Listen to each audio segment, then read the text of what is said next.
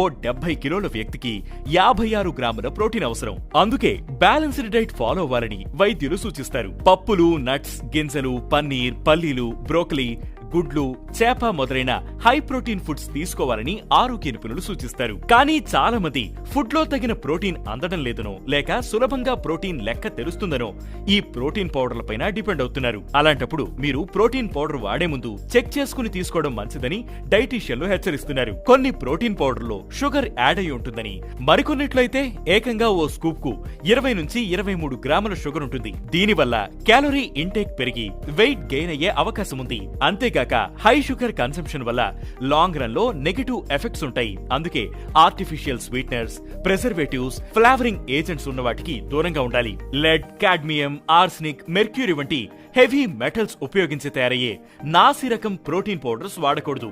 Pre existing గా kidney issues ఏమైనా ఉంటే ఈ ప్రోటీన్ పౌడర్ మితంగా లేదా వీలైనంత తక్కువగా వాడటం బెటర్ అని వైద్యులు సూచిస్తున్నారు. ప్రోటీన్ పౌడర్ అతిగా తీసుకుంటే అది కిడ్నీపై ఒత్తిడి పడి పనితీరు క్షీణిస్తుందని, అలాగే ఎక్కువ ప్రోటీన్ తీసుకుని తగిన నీరు తాగకపోతే డీహైడ్రేషన్ కు గురవుతారని హెచ్చరిస్తున్నారు. కాబట్టి ప్రోటీన్ పౌడర్ తీసుకునే ముందు